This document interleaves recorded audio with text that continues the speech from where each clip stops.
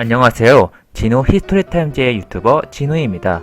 저번 시간에 이어서 이번 영상에서는 사학과에서 미리 준비할 것들에 대해서 이야기해보려 합니다. 먼저 여러분들은 사학과에서 어떤 것들을 미리 알아둬야 할 거라고 생각하시나요? 아마 가장 먼저 떠오르시는 건 학교에서 배웠던 그런 역사 지식들이 필요할 거라고 생각하실 겁니다. 물론 그런 지식들이 바탕에 깔려 있으면 수업의 내용도 더 잘 이해되고 따라가기도 쉽기 때문에 기본적으로 깔려 있는 것이 좋다고 생각합니다. 또 교수님들에 따라서는 기본적인 것들은 이미 알고 있다고 넘어가시는 분들도 있기 때문에 만약 그런 교수님들이 있다면 미리 책을 읽으시는 걸 꼭 추천드립니다.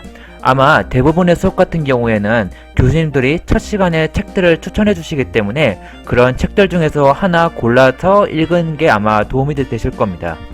하지만 저는 사학과에 갈 거라면 지금부터 소개할 그 두 가지를 더 준비할 걸 추천드립니다. 두 번째 준비물은 한자입니다. 한자가 중요한 이유는 동양의 대부분의 기록들이 중국의 영향으로 한자가 되어 있는 경우도 많고 우리나라도 이런 영향으로 한자로 적힌 기록들이 많기 때문에 한국사 전공으로 생각하신다면 한자 공부는 필수라고 할 수 있겠습니다. 예를 들어서 제가 들었던 한문사료 강독에서는 이렇게 삼국사기의 사료를 갖고 수업을 진행했는데요.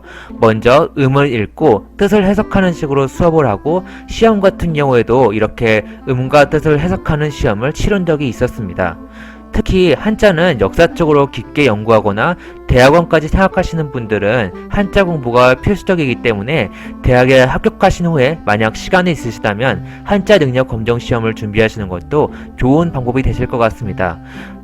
제가 개인적으로 팁을 드리자면 이제 한자 같은 경우에는 3, 4급 정도의 한자 실력을 베이스로 해서 사료에서 자주 나오는 한자들 위주로 보는 쪽이 도움이 될 거라고 생각합니다. 그리고 세 번째는 영어입니다. 영어가 사학과에 왜 필요해 같은 생각을 가지신 분들도 있을 것 같은데요. 한자가 동양 쪽의 자료들을 읽기 위해서 필요했다면 영어는 서양 쪽의 자료를 읽기 위해 필요한 것이기 때문입니다. 물론 원문 같은 경우에는 영어가 아닌 라틴어 같은 고유의 언어로 되어 있는 것도 많지만 그런 자료들을 영어로 번역해 놓았기 때문에 이런 쪽으로 연구를 하신다면 그쪽 분야의 언어들을 추가로 공부하셔야 합니다. 제가 들었던 영문사료 강독을 기준으로 말씀드리면 앞에서 말씀드렸던 그런 한문사료 읽기랑 비슷한 방식으로 이루어집니다. 영문사료 강독 같은 경우에는 이렇게 사이트에서 원문을 찾고 그것에 대해서 해석하는 것이 수업의 방식입니다. 이제 그러면은 사학과에서는 이런 어학 공부들이 정말로 필요할까에 대해서 정리해보는 시간을 갖도록 하겠습니다. 사학과에서 이런 어학 능력이 필요한 이유는 바로 사료에 대한 해석 능력이 역사를 연구하는데 빠져서는 안 되는 능력이기 때문입니다.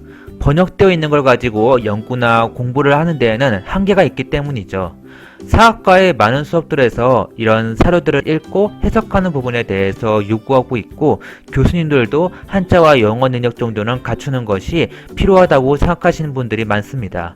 정리해보자면 즉 영어와 한자 정도는 미리 준비해 두시는 편이 좋을 거라는 것이 제 생각입니다. 저는 사학과에서 가장 힘든 부분이 이런 어학 능력 쪽이라고 생각합니다.